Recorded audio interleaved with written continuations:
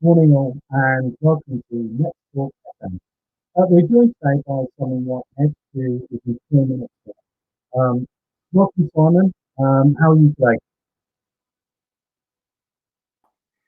Oh, there we go. Yeah, I'm great, thanks. Good. How are you coping in lockdown? What's your sort of day-to-day routines? Well, I thought I wouldn't, because I had quite a long commute to work, so I thought getting an extra sort of 3 hours a day would be beautiful, and I'd be able to do lots of other things. The reality is I'm just being sat at my desk for another 3 hours a day, just because things are so manic at the moment, which is fine. But yeah, it's not quite the sort of utopia that I was thinking it might be. It's novelty is definitely worn off at this point. I mean, we've got a lot of questions that have come through, so let's dive straight into those questions. The employment market is obviously being massively impacted by COVID-19, and I'd like to understand your thoughts about that impact. And when do you start seeing that we'll start seeing that recovery period and some green shoots growing? Well, that's probably the million-dollar question in reality, and I think it very much depends on when lockdown ends and how lockdown ends ultimately, which are two really big questions that at the moment the government aren't willing to share with us, because ultimately they feel that will give a conflicting or confusing message to everyone, which is at the moment to stay at home and to stay safe and to protect the NHS. I think it depends really very much on different businesses and just how they're impacted, and that a lot of that is out of their control ultimately. But certainly lots of our sort of retail, hospitality businesses clearly had to close very quickly, and for the majority of them it's been pretty horrendous. And clearly coming out of that at the other end is going to be, I think, more difficult than, say, for instance, us or professional services firms, where the reality is working from home is a lot easier, and clients still need your help and support. So not that it's business as usual, but I think it's going to be easier for us to come out of that. But it's only going to be easy if it's easy for our clients as well. If our clients are really struggling and ultimately start to become financially distressed, then clearly that will have a wider impact. So a bit of a politician's answer, I'm afraid, but at the moment it's watch this space really. But I'm hopeful. Businesses were in a good position prior to the lockdown, so hopefully as long as the lockdown's kept as short as it needs to be, then I'm hopeful that the bounce that's talked about earlier this week will actually come to fruition. Yeah, we're seeing in some other countries at the moment, aren't we, a very sort of easing of their lockdown, with sort of social gatherings and sort of recreational restaurants, gyms, etc., still staying closed. So I think it's going to be very much a journey back to whatever normality will be. So it's probably the only answer you can give to that. And that leads quite nicely onto the job retention scheme. Obviously, there's been some changes very recently that's been made. Which aspects do you feel are really important for employees to understand at the moment, and which areas do you think need more clarity? Yeah, well, this has been sort of making law on the go, and it's been both interesting as an employment lawyer and very frustrating as an employment lawyer. So we have a team of, I think it's about 25 employment lawyers in our firm. So we have a daily catch-up meeting, which I've just been on now, talking about the changes that happened last night. And it is just really hard to keep up with things in reality. Things are moving at speed, and clearly the announcement that was made by the Chancellor on the 20th of March was very upbeat, was very positive, and ultimately did what it needs to do, bearing in mind that the lockdown announcement came on the Monday. People collectively sighed relief. It had been very desperate that first sort of couple of weeks. I think on the Thursday, so the 19th, I had about 30,000 redundancies sat on my desk that would have been pressed to go over the sort of weekend and the following week. And his announcement stopped those redundancies, and the announcement of the furlough scheme worked, because all of a sudden businesses were able to breathe and say, actually, there's a solution here that's not going to necessarily mean destroying our businesses, trying to keep people employed so that we can bounce back sooner. And then after that, we've sort of gone downhill slightly because there's been a lot of confusion.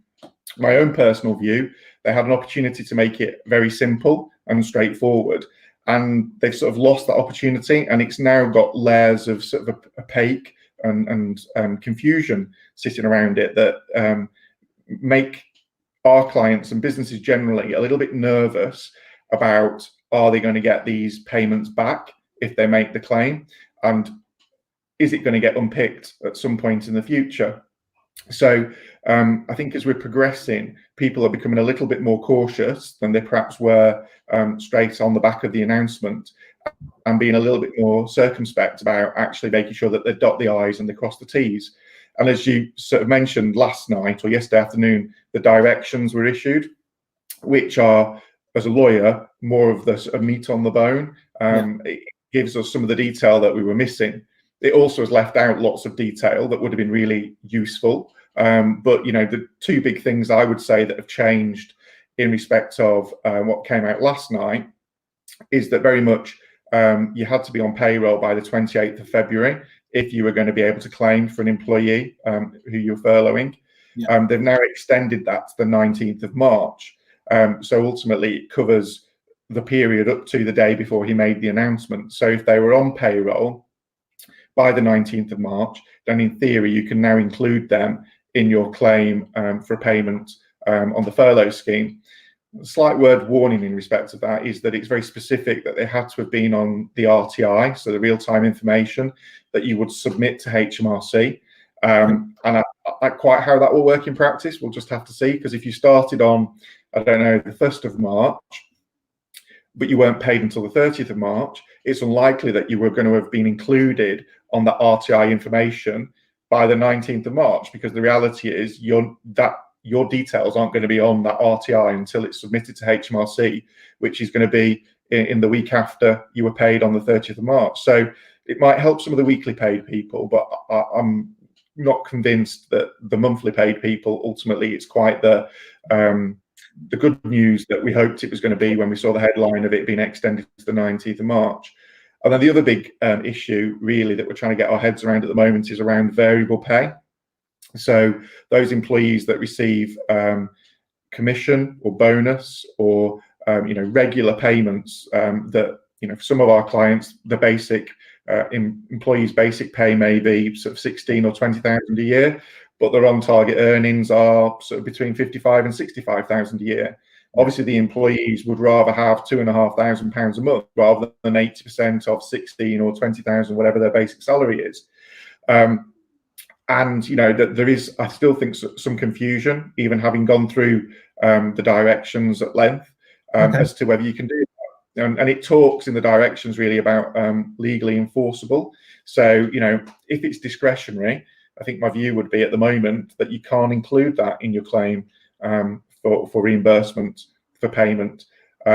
So, really everyone's going to have to look at their employment contracts and just see come to a decision. And certainly we're being flooded at the moment with clients asking us for our view as to whether they should be including commission or excluding it. And really that needs us to look at the contracts and the commission scheme before we can offer any advice. So, there were areas there you could have made it really simple and just said no commission or yes commission, but instead they've sort of added a layer of complexity which creates confusion and uncertainty, and no one wants uncertainty at the moment ultimately. And that's going to have a massive impact on a number of industries as well. The one that springs to my mind is car sales. Obviously they've been closed down. We know the basic salaries are very low in that industry, and the bonuses can be quite high depending on where you're working. So it's going to be a big thing if they can't be included for families. I mean, and we'll take a couple of questions at that point, because before we move on, I think these couple of questions are related to that area. I mean, we've had a couple come through which says that offering the furlough scheme has offered some short-term protection of my employment. What if the business can't take me back? Is the redundancy process going to be the same for people? Yeah, as far as we know, absolutely yes. So If you, at the end of this furlough period, so the furlough period, this original period now is from the 1st of March for 12 weeks until the end of May, ultimately. Will it be extended? Well, we might get a bit of an idea about that later today when they make their announcements about what they're going to do about the lockdown and how long it's going to go for. But yeah, at any point during that furlough period or at the end of that furlough period, certainly, if the company is in a situation where it's no longer financially viable and they have to make some decisions around sort of redundancies, then yes, your redundancy is based on your contract, as it were. It's only varied for the purposes of this furlough period. So our understanding at the moment is that you would be in the same position as you would be now, subject, of course, to whether the company ultimately has the funds to pay you your notice and your redundancy pay. And, you know, is that going to get picked up by the National Insurance Fund? And certainly, I think what we've seen from some clients is where they've tried to furlough more senior employees who are on quite high basic salaries. There's been some resistance, not widespread. Most people have accepted it and said, that's great, fine, let us go off onto furlough leave on £2,500 a month. But there has been a smattering of those senior people that have said, well, actually, I'd rather have my 3 months or my 6 months notice pay as a payment in lieu and my redundancy pay now, on the basis that I'll take my chances when the economy comes back, and I'd rather have that relatively big chunk of money in my bank account rather than wait and see what happens at the end of this lockdown period. As I say, minority, but I'm certainly restricted to those people that are earning probably, I would say, sort of like top end 5-figure, if not 6-figure sort of basic salaries, where clearly it's a lot to ask to sort of drop down from sort of 6,000, 5,000 a month to £2,500 a month for a 12-week period. And I think that leads on to obviously some concerns that have been spread. I've seen a few people on LinkedIn talking about it, and a few people have approached me when they knew we were speaking to yourself. You know, that they were let go before this period, and you know, even though their business could take them onto their furlough scheme, the businesses aren't taking them back. But this gives the business the opportunity to claim for that person, and not necessarily pass that fund on to the person that was on the books at that time. How, as an employee that's been let go, can I make sure that the ex-business I was working for doesn't have that opportunity to claim for my salary if they're not passing that on to me? Yeah, well, they shouldn't be. It's very clear, certainly in the directions and in the guidance, that, you know, that isn't something that is permitted. And certainly, if, you know, potentially fraud, certainly criminal sanctions. I would have thought, if you were knowingly making that sort of claim for public funds and knowing that you weren't passing it on or didn't have the ability to pass it on. So that's the ultimate sanction. How can you? Well, the only way really you've got to do that is via the whistleblowing helpline that HMRC have set up, which is basically encouraging people to inform them of circumstances which aren't being dealt with properly. So primarily people who are being furloughed but then being asked to work. I.e., so we'll send a letter out saying you're furloughed, but the reality is you just sat at home working as you would normally do. Clearly, that's not within the spirit or the rules of these this scheme, and they're very keen to understand and to find out people that are doing that. And I would suggest, likewise, you would basically make that information known to HMRC through the whistleblowing helpline, really. So what can an employee do when they're furloughed from the business? Well, nothing, basically. So you know, it sort of varied, really. So in the guidance, it sort of talked about not generating income or not providing services, which left a bit of an open door potentially to interpret that to say, well, you know, if you're working on the business rather than in the business, would that be okay? So, you know, you were sorting out all your backlog of filing, or you were doing you know, just some generally sort of housekeeping matters to just keep things, get things sorted out. But actually, the directions that came out yesterday very clearly now say that there has to be an agreement in place between employer and employee that they will not do any work for the employer during the period of furlough. And I suspect they've hardened their position because they will have heard and seen the things that me and you have heard of seen, and seen that people are sort of like looking at ways of working around this. And obviously they're very keen to make sure that it's being used and it's being used properly. So they've hardened their position now much more to say that there's an agreement in place that you will carry out no work for your employer or any associated company to your employer. And the only sort of exception to that is if you are doing some training. They've recognised that you can continue to do some training. And previously what they've talked about is if you're going to do training, then you need to make sure that your employee is receiving national minimum wage or national living wage for the time that they're spending doing that training. And that's not in addition to the furlough. It just is that whatever you're paying them 80%, which could be below national minimum wage, is topped up to national minimum wage for the period that you ask them to do some training. And then beyond that, as long as you're not working for the employer, you can go out and you can work elsewhere. You can volunteer and you can go and work for another company doing some other type of job. You just can't work for your particular employer if you're on furlough leave. Okay, that's good. Good to know. Sort of moving away from the employee, slightly into the business area. Listening to the news, obviously the business loans haven't been going too well and haven't been coming to the companies that require them at the speed necessary. You know, in your mind, who is eligible for the COVID-19 business interruption loans, and what's the best practice to be able to secure one of those loans? Because it seems to me that they were talking the other day about between 2 and 5% is the amount that so far have been approved from the banks. Yeah. Well, I mean, I have pretty daily conversations with various banks on behalf of clients, mainly around sort of what they're claiming for and how they're claiming it. And I think it's fair to say that all the banks are very frustrated with the perception in the press. They very much see that they're following the guidance and the rules that the government gave them when they started out in respect of these making these loans available.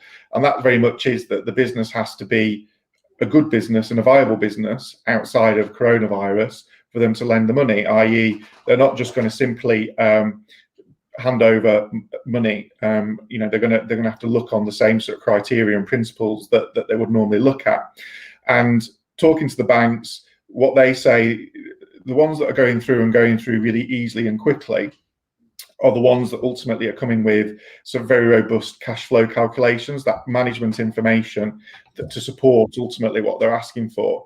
And the ones that are taking their time and not quite getting to credit are the ones that they're having to be sent back to say, look, we need more detail, we need more management information to be able to make a decision about whether we propose it or decline it, and whether we propose it to credit, to review it and to pay out.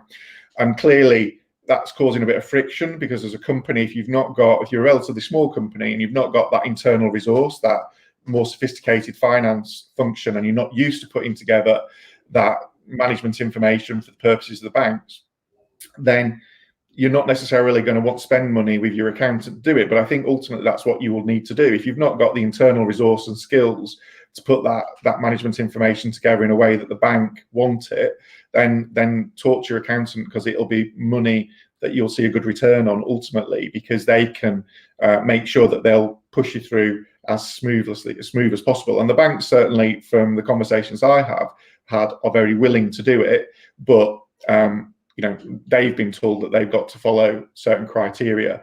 And so, for instance, like the various application forms and documents that came around it only started to filter through to the banks last week. So there's been a bit of backlog, if you like, of people getting up to a point, but they're waiting for the loan agreements to be approved and sent through from the government before they can actually dot the I's, cross the T's and draw down the money. So it seems to be that speed that everything's changing and happening at the moment. People are sort of not used to the process and are coming in very quickly into the process and then having to go and find extra information, which is causing delays. So in your opinion, you think that the banks and alternative lenders are doing as much as they can at the moment to try and support these businesses, or do you think they can do more?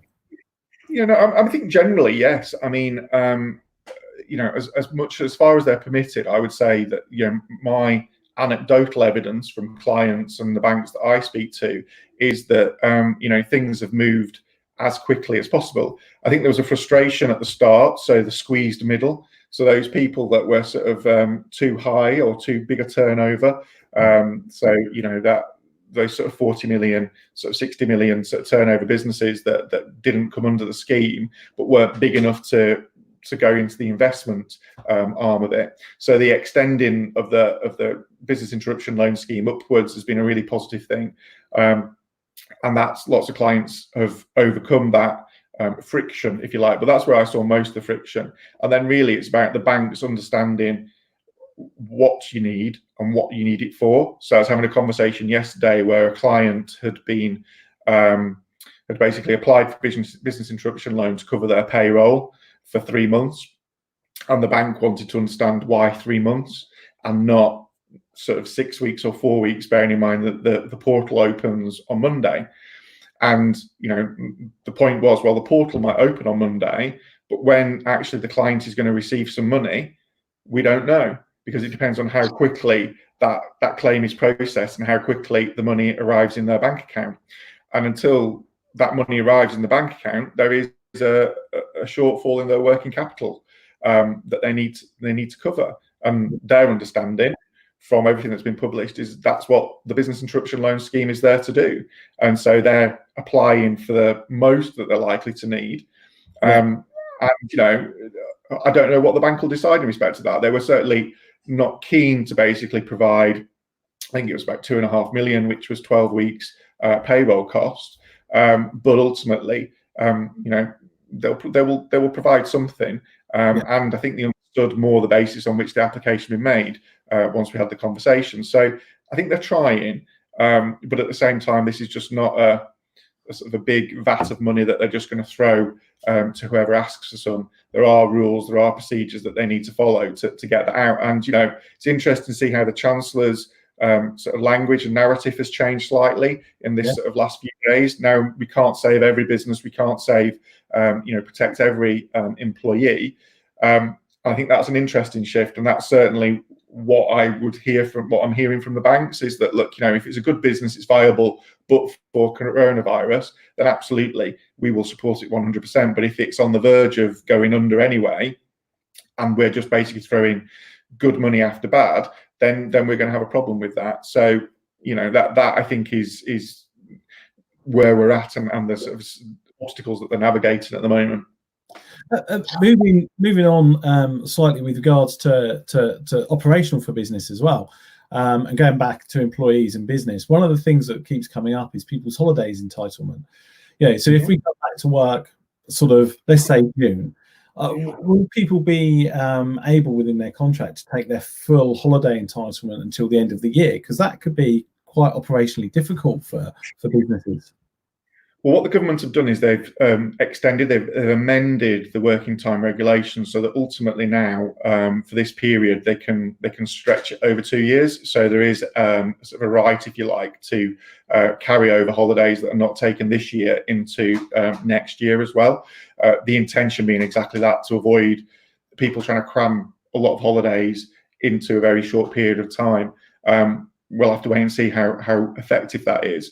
The other big issue that's still not been dealt with in the directions that came out last night is what happens about holiday when you're on furlough leave. Do you continue to accrue holiday even though you are sat at home not working? Or do we accept that actually, because you are sat at home not working, that ultimately the need for holiday isn't there? Because the whole idea of paid holiday is to give you time away from work where you can sort of rest, recuperate and recharge the batteries. And we've still got no guidance on that whatsoever. It's completely silent. It doesn't say that it does. It doesn't say that it doesn't accrue. And depending on what industry you're in, that has a big impact. So, for example, recruitment, that's an on-cost ultimately. They have to pay that holiday out. And so if they can't charge the clients for the holiday, they've not got a holiday pot that they can pay the employees from. And that's a massive frustration for them, really, of understanding, getting some certainty about how they should be dealing with it. And it's a concern, as much as if we furlough these employees or these temporary workers, are we going to be out of pocket at the end of the day? Because actually we're going to have to find the money to pay the holiday. And if you've got a large number of employees, that can be in significant amounts of money, potentially, if they're going to be on furlough for 12 weeks plus. So, again, it's about certainty. And unfortunately, we've just not got the level of certainty that everyone would really like at this stage. But you see that certainty coming over the coming weeks, or I assume you're hoping to see the certainty coming over the next couple of weeks. Yeah, I mean, I think once the portal opens, I think people will calm down significantly, because then once they're in the process of applying for the money and they can see the money starting to come into their bank accounts, I think people will be more relaxed about it, because obviously, as long as they're answering all the questions correctly, they're providing all the information that needs to go into the front end of the system, and the money's being thrown out the other end of the system, you would hope and assume that means that everything's going to be okay. Yeah. However, there's a word of warning, as much as HMRC will and can come and audit your applications and look at that, and have got quite wide powers on the back of the directions to reclaim that. But I think that will make people feel calmer, in as much as we don't need to guess about so much anymore. Yeah. Things like holidays, I suspect now we're on our 4th update. It's not been mentioned on any update. And I know for a fact that lots of people have lobbied the government to say, look, this is a really important issue that needs some clarity, and they've chosen not to provide that clarity. I don't think we're going to get that. I think that will be the courts ultimately that will decide that, if they're asked to at some point in the future. So yeah, I think once the payment starts to be made and the application process starts to actually happen, then I think the analysis, if you like, will stop, or the worrying will stop over, just exactly how do we phrase it and what do we do, because then it'll become clear either claims will get rejected, and that'll be interesting, and there might be arguments to be had then about whether those claims have been properly rejected or not, or they'll be processed and paid, in which case, life continues to move on, and hopefully we come out quickly and things get back to a sense of normality relatively quickly as well. Yeah, definitely. I mean, so that's great, because it moves us nicely on to some subjects outside of the COVID-19 conversation that's the forefront of everyone's mind at the moment. But when we're going back into some form of normality, which will happen, one of the big questions leading into this was still around the minimum wage. And there was still a number of companies not paying the national minimum wage, or perceived to be not paying the national minimum wage. And there was sort of a naming and shaming process going on.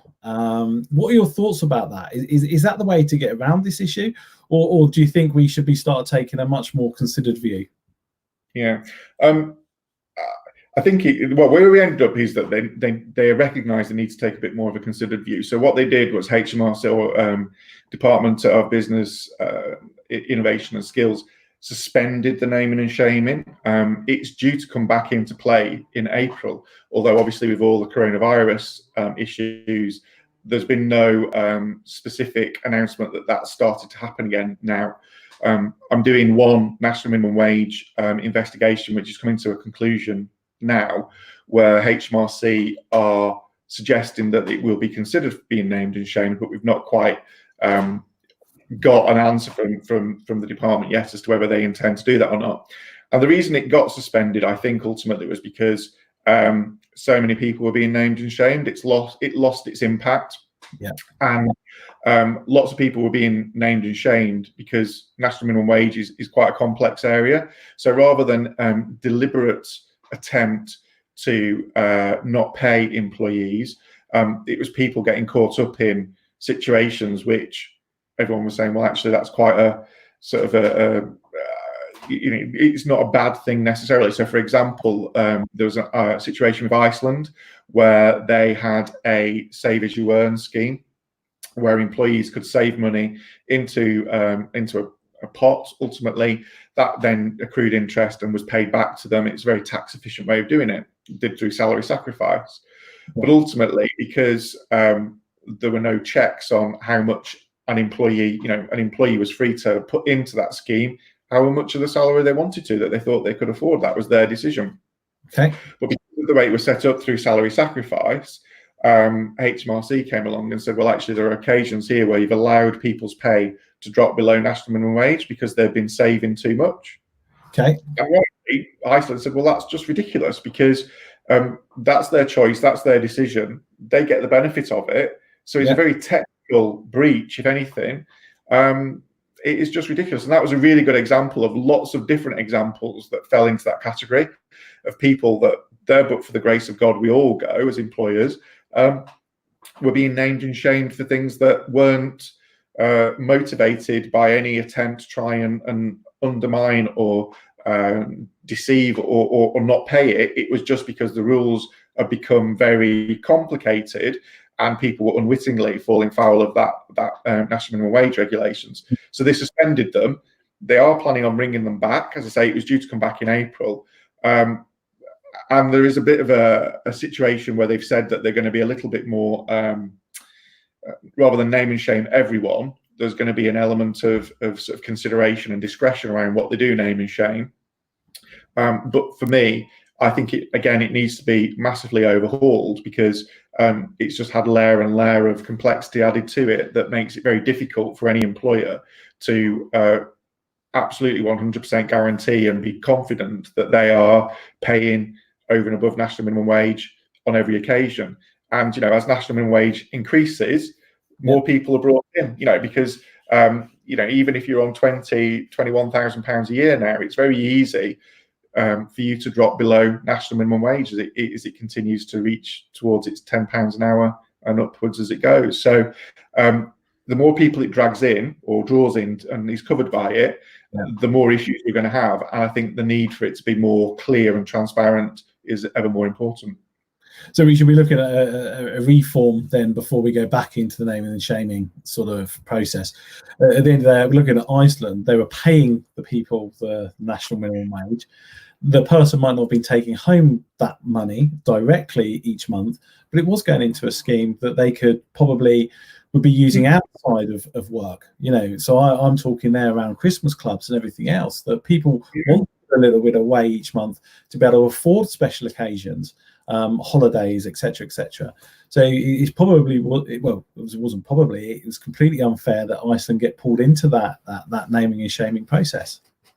Well, it was interesting. I mean, this is where it gets a bit techie from an employment lawyer perspective, and a little bit political as well. But it was interesting to watch how, certainly under the last Conservative government under Theresa May, how we had a very big move away from sort of, not just Theresa May, actually, David Cameron as well, but away from individual assertion of employment rights onto a much more collective sort of corporate level. So, for example, when employment tribunal fees were introduced, the number of people bringing employment tribunal claims dropped off the edge of a cliff and reduced by 90-odd%, because people didn't want to pay or didn't have the money to be able to pay to progress with those claims.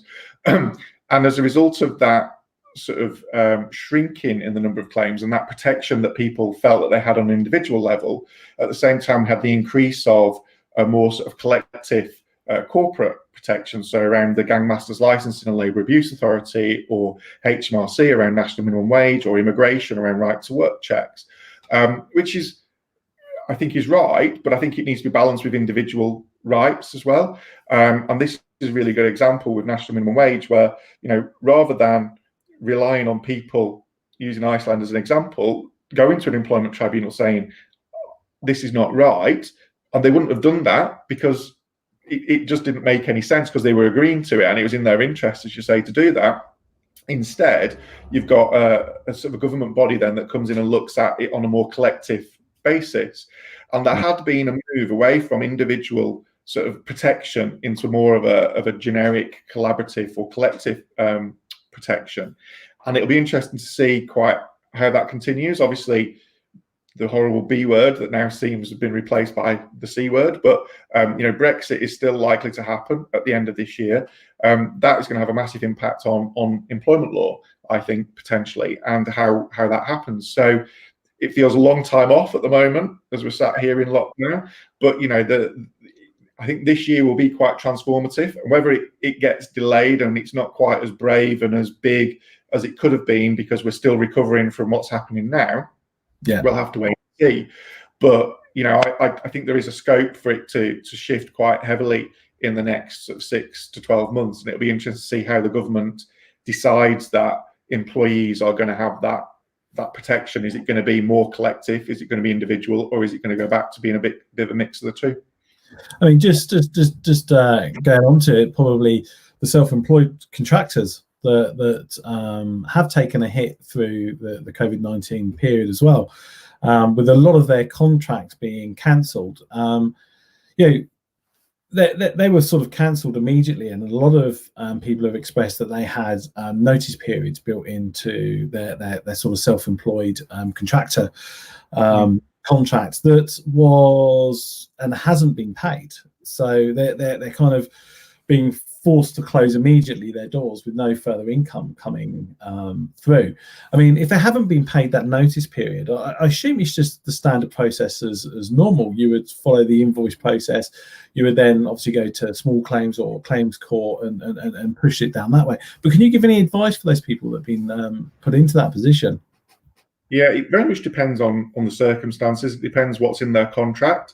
But you're right that they've still got the same claims. So, if they're being asked to furlough, ultimately, then they will have had to have signed a furlough letter or agreement, a variation to their contract. It depends what you've agreed to in that. Yeah. But ultimately, if you've not done that and you've just simply been left to hang out to dry, then absolutely, if your contract entitles you to a notice period to bring it to an end, you're entitled to receive compensation in respect of that, and that is a claim that you would be able to pursue in the normal way. Okay. Yeah, and I mean, it's a problem, isn't it? Because everyone is preserving cash within their business, yeah. So the flow, if you like, of bills being paid, and if you're not getting paid, you can't pay, and it has a massive impact. Because you want to preserve cash in your business doesn't mean that you've not got a legal obligation to pay that. So engage, have communication, dialogue with them, and try and convince them to pay what you're entitled to. Yeah. And then at last resort, then ultimately you've got to look to the courts for assistance to get what you're entitled to. What are so employees in this position at the moment that they're in something new, and what is your best sort of top tips for an employee at the moment that's been furloughed and waiting to hear from their business to see what's happened or happening in the future? Have you got any guidance for them? I think use every opportunity to keep the dialogue alive with your managers by the people that are there. The reality is, I think none of us really know what is around the corner, and it's hard in business, isn't it, if you can't plan beyond 2 or 3 weeks further down the line.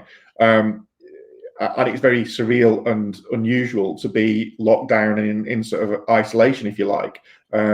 So I don't necessarily expect your employer to have the answer to everything, because I just don't think there is necessarily an answer to everything at the moment. And certainly, what's going to happen in the future, there are so many different variables that are outside of our control. It's impossible to say.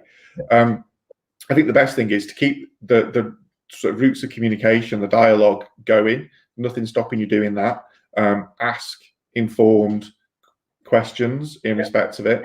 And, ultimately, clearly, we want to make sure that, if you're waiting for them to receive the payment, you want to make sure that they're making the application. You want an update in respect of that. If you're being paid, in advance of them receiving it, then you should just receive your salary on the normal, or 80% of your salary, or £2,500 on your normal salary date in the normal way. And I think, beyond that, unfortunately, I don't think there is a sort of, no one's got the magic answer, if you like, or the crystal ball to say, well, that's what's going to happen in the next few months' time. Just keep Sorry, I assume on the flip side, it's not for the employers, is it not? To keep those lines of communication open with their employees, speak to them on a regular process throughout furlough, ready for whatever happens next. because it seems that in some cases the companies are not sure that they're allowed to be doing that, or how to process that. But I guess, as we say, as long as it's not work, to be able to communicate with your teams and your employees isn't there's nothing that stops you doing that. Yeah, I think it's how you do it as well. So, clearly, say for instance, there's some clients that have done a video message which has just gone out by email to everyone. So it's their choice about when they click in and they view that video message, rather than saying everyone's got to be on a sort of a video call or a conference call at 10 o'clock on Monday morning. I think once you start getting into that sort of prescriptive, you must do things, that's when you're sort of treading a very sort of fine line, I think, ultimately, as to what becomes work and what doesn't. So like someone was asking me the other day, can I make an employee do some training? Can I force them to do it? It's like, well, no, because how are you going to? Well, just going to withhold their furlough payments? Like, well, no, that's not how it works. You can't do it like that. You would hope that employees would be willing, but I said, what are you asking? It's like, well, I want 9:30 every morning. I want them to do these 2-hour modules for the next sort of week, and then we can get them trained up. And I was like, well, to me, that just seems a little bit too much like work, ultimately. Yeah, it's training, but you're dictating that someone's got to be there at 9:30 every morning for 2 hours. And, clearly, it's not left to them to do it in their own devices. I think that is where I feel more comfortable, is that if you're sending an email to keep people updated and they can read it when they want to, or you're sending a video message that they can access whenever they want to, then that's a really good way. I don't think there's any problem with that. The more prescriptive you get, that's where I start to feel a little bit more uncomfortable that you might be heading for some problems further down the line. I mean, that's some really good advice. Just because of time, we're looking to wrap up. We could talk about a couple of other subjects as well. So thank you, Simon, for being on Let's Talk FM today and answering some of the questions from the people that are viewing. Before we go, next week, we're going to have a leading property director on here that's going to be talking around the tension between landlords and tenants at the moment, which we've also seen in the news. And I think it's going to, again, give us some great advice for really the small and medium business owners as well as the sort of trajectory that's been taken by the larger businesses, so they can sort of have the same conversations with the landlords. I think we're all learning at such a pace at the moment. These opportunities to share are huge. So again, thank you so much for joining us today. Take care, everybody, and see you next week. Thank you.